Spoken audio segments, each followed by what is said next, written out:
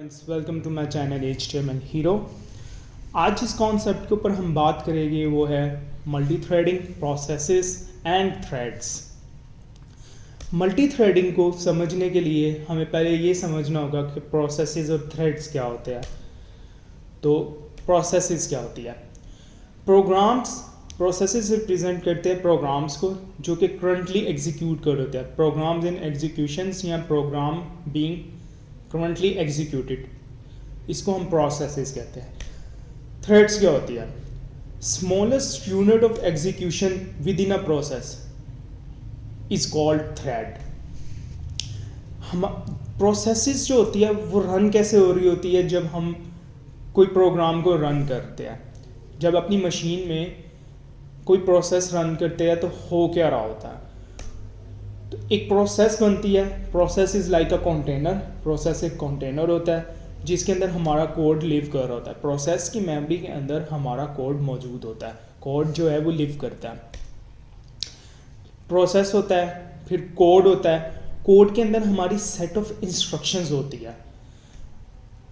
For example हमारी set of instructions कुछ इस तरीके की है। फर्स्ट फंक्शन है, सेकंड फंक्शन है, और फर्स्ट फंक्शन जो का है वो कॉल कर रहा है सेकंड फंक्शन को। सेकंड फंक्शन जो कि रिटर्न कर रहा है 42 की वैल्यू को। और यहाँ पे एक न्यू थ्रेड क्रिएट हो रही है और न्यू थ्रेड फर्स्ट फंक्शन को एग्जीक्यूट कर रही है। सिमिलरली न्यू थ्रेड नीचे भी है और वो फर्स्ट फंक्शन को एग्जीक्यूट।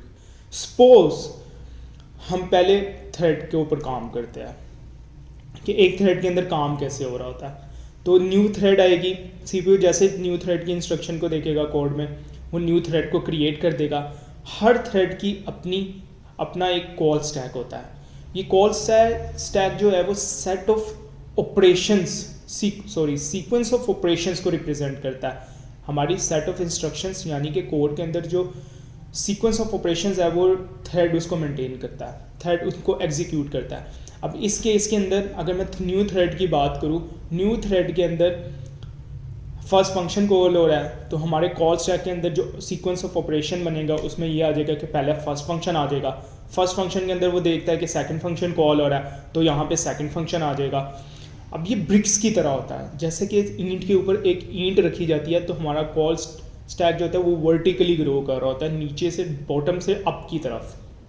अच्छा, इसके अंदर जो है वो लीफो का एल्गोरिदम इम्प्लीमेंट हो रहा होता है। लीफो का एल्गोरिदम ये कहता है कि जो लास्ट स्टैक है उसको सबसे पहले रिमूव करो, यानी कि जो सबसे आखिरी ईंट लगी है उसको सबसे पहले उठाओ। ठीक है, तो जब हमारी सेकंड फंक्शन की एग्जीक्यूशन हो जाएगी, 42 रिटर्न हो जाएगा, तो होगा क्या? सेकंड फंक्शन रिमूव हो जाएगा। सेकंड फंक्शन सबसे पहले रिमूव हो जाएगा।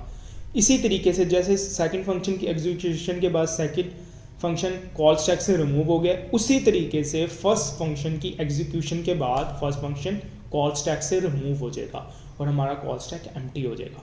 अब हमारी थ्रेड जो है वो फ्री है। अब ऐसा नहीं है कि थ्रेड अगर पहली थ्रेड बन गई है और वो एग्जीक्यूट कर रही है तो पहली थ्रेड ख़त्म होगी तो दूसरी थ्रेड बनेगी। बिल्कुल ऐसा कॉन्सेप्ट नहीं है। अगर हमारी पहली थ्रेड बनी है तो साथ ही साथ कोड के मुताबिक CPU दूसरी थ्रेड भी बना देगा।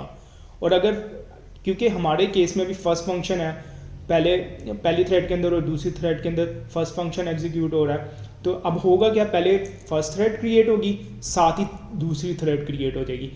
फर्स्ट फंक्शन एग्जीक्यूट होगा पहली थ्रेड के अंदर, साथ ही side by side first function execute हो जाएगा सेकेंड थ्रेड के अंदर।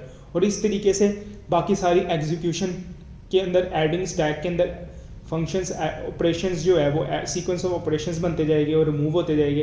सिमिलरली सेकंड थ्रेड के साथ भी सेम चीज़ हो रही होगी। सेम एग्जीक्यूशन जो मैं पहले एक्सप्लेन कर चुका हूँ वही रिपीट हो रही होगी। और ये कोड साइड बाय साइड चल रहा है। ऐसा नहीं है कि पहली थ्रेड पहले काम एग्जीक्यूट कर रही है फिर दूसरी थ्रेड ये सारे काम कर रही है। अब ऐसा भी हो सकता है, अभी हमने अपने सिनेरियो में देखा है कि हम फर्स्ट फंक्शन और सेकंड फंक्शन सेम कर रहे थे। अब मैंने इस एग्जांपल में एक थर्ड फंक्शन ऐड कर दिया और डिफरेंट कोड के अंदर ऐड कर दिया और थ्रेड 2 को असाइन कर दिया। अब इसमें क्या हो रहा है कि दो thread side by side create हो रही है। पहली थ्रेड के अंदर फर्स्ट फंक्शन एग्जीक्यूट हो रहा है तो दूसरी थ्रेड के अंदर थर्ड फंक्शन एग्जीक्यूट हो रहा है। और इसी तरीके से जब थर्ड फंक्शन एग्जीक्यूट हो जाएगा वो स्टैक से रिमूव हो जाएगा, फर्स्ट थ्रेड के अंदर सेकंड फंक्शन आ जाएगा, वो एग्जीक्यूट होगा, स्टैक से खत्म हो जाएगा, फिर फर्स्ट फंक्शन एग्जीक्यूट हो रहा है तो खत्म हो रहा है। अब ये थ्रेड साइड बाय साइड बन रही है, इनके अंदर फंक्शंस भी साइड बाय साइड बन रहे हैं। थ्रेड्स के अंदर जो मेन की टेकअवेज है वो ये है कि थ्रेड्स इंडिपेंडेंट होती है, एक थ्रेड दूसरी थ्रेड से जुदा होती है, बिल्कुल इंडिपेंडेंट का ये मतलब है। एक इंडिपेंडेंट होती है, इनके अपने अपने कोड स्टैक्स होते हैं और कोड स्टैक्स के अंदर पार्ट ऑफ कोड एग्जीक्यूट हो रहा होता है। हर थ्रेड इंडिपेंडेंट होती है, हर थ्रेड अपना पार्ट ऑफ कोड एग्जीक्यूट कर रहा होता है। थ्रेड जो है वो मेमोरी और कोड को शेयर कर रहा होता है प्रोसेसेस की, लेकिन अपना कॉल स्टैक नहीं शेयर कर रहा था। थ्रेड्स के अंदर प्रोसेसेस की मेमोरी और कोड शेयर हो रहे होते हैं, कॉल स्टैक नहीं शेयर हो रहा था। अगर मैं पीछे थ्रेड्स की बात करूं तो ये जिस तरीके से कोड हमारा प्रोसेस के अंदर लिव कर रहा है, इसी तरीके से थ्रेड्स भी हमारी प्रोसेसेस के अंदर ही लिव कर रही है और इनके दरमियान कोड शेयरिंग हो रही होती है। अच्छा, अब आपने अक्सर सुना होगा कि जो सीपीयूज जिनके कोर ज़्यादा होते हैं वो ज़्यादा पावरफुल होते हैं।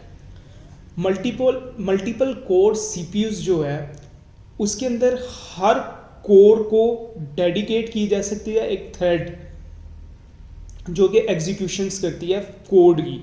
हर कोर को डेडिकेट की जा सकती है कि एक थ्रेड जो कि कोड की एग्जीक्यूशन करती है, और ये तमाम प्रोसेसेस के लिए ये चीज़ वैलिड होती है।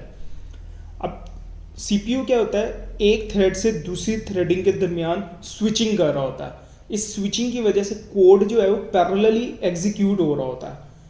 एक कोड एग्जीक्यूट होता है, दूसरा कोड एग्जीक्यूट होता है, एक थ्रेड के अंदर कोड एग्जीक्यूट हो रहा है, दूसरी थ्रेड के अंदर कोड हो रहा है। तो इस तरीके से हमारा एसिंक्रोनस और पैरेलल बिहेवियर अचीव हो रहा होता है। तो सीपीयू की स्विचिंग की वजह से थ्रेड्स के दरमियान बिटवीन द थ्रेड्स उसकी वजह से पैरेलल कोड एग्जीक्यूशन हो रही होती है। अच्छा, थ्रेड्स, कौन सी थ्रेड पहले कंप्लीट होगी ये किन फैक्टर्स में डिपेंड करता है। अच्छा, ये थ्रेड क्रिएशन के ऊपर डिपेंड करता है कि किस वक्त और कहाँ थ्रेड क्रिएट की गई है। फिर ये चीज़ डिपेंड करती है कि थ्रेड को कौन सी प्रायोरिटी लेवल असाइन किया गया है। फिर ये चीज़ डिपेंड करती है कि किस तरह के रिसोर्सेज थ्रेड यूटिलाइज कर रहा है। बेसिकली हर रिसोर्स के लिए एक डिफरेंट किस्म का एल्गो बना हुआ है, डिफरेंट रिसोर्सेज के लिए डिफरेंट एल्गोज बने हुए हैं, क्योंकि रिसोर्सेज की नेचर डिफरेंट है। तो कुछ एल्गोरिदम्स फास्टर होते हैं, कुछ स्लोअर होते हैं। किस तरह की रिसोर्स थ्रेड को असाइन की जा रही है, तो इस चीज़ पे भी डिपेंड करता है कि एक्सेस ऑफ रिसोर्स कौन सी है। और फिर डिपेंडेंसी ऑन थ्रेड्स, कि जब एक थ्रेड एग्जीक्यूट हो के अपनी फंक्शनैलिटी ख़त्म कर ले फिर दूसरी थ्रेड एग्जीक्यूट होगी, तो इस चीज़ के ऊपर भी डिपेंड करता है। फॉर एग्जांपल, दो थ्रेड्स हैं, उनको सेम रिसोर्सेज चाहिए, तो जो रिसोर्स फिर प्रायोरिटी अगर दोनों की सेम है तो जो पहले आई थी उसको वो पहले सर्व की जाएगी, तो दूसरी जो टास्क है वो दूसरी रिसोर्स फिर वो रिसोर्सेज को यूज़ करेगी, उस रिसोर्स को यूज़ करके फिर एग्जीक्यूट करके ख़त्म कर देगी। तो डिपेंडेंसी और अदर थ्रेड्स भी बहुत मैटर करता है। इसी तरीके से जो मल्टी थ्रेडिंग है वो एक कॉम्प्लिकेटेड कॉन्सेप्ट है सी और जावा की लैंग्वेजेस के अंदर। इसके अंदर म्यूचुअल एक्सक्लूसिविटी और लॉक्स के कॉन्सेप्ट्स मौजूद है जिनको इम्प्लीमेंट करना बहुत मुश्किल है, और ये दोनों कॉन्सेप्ट्स इस चीज़ को मेक श्योर कर रहे होते हैं कि जो थ्रेड के तमाम थ्रेड्स के दरमियान जो कोड और उसका डाटा है वो सिंक्रोनाइज्ड हो, ताकि वो एक कॉमन टास्क को कंप्लीट कर सके, एक कॉमन गोल को अचीव कर सके। अगर इन कॉन्सेप्ट्स को सही तरीके से इम्प्लीमेंट नहीं किया जाता तो एक कंडीशन रेज होती है, उसको हम लोग डेडलॉक कहते हैं। उस कंडीशन को हम डेडलॉक कहते हैं। और जो मल्टी थ्रेडिंग है उसके अंदर डेडलॉक्स को अवॉइड करना थोड़ा डिफ़िकल्ट होता है। मल्टी थ्रेडिंग को इम्प्लीमेंट करना मुश्किल कॉन्सेप्ट है, और इवन सीनियर डेवलपर्स जो है उनको भी स्ट्रगल करना पड़ता है मल्टी थ्रेडिंग के कॉन्सेप्ट्स को सही तरीके से इम्प्लीमेंट करने में। जावास्क्रिप्ट ने हमारी ज़िंदगी बहुत आसान बना दी हुई है। जावास्क्रिप्ट जो है वो सिंगल थ्रेडेड लैंग्वेज है।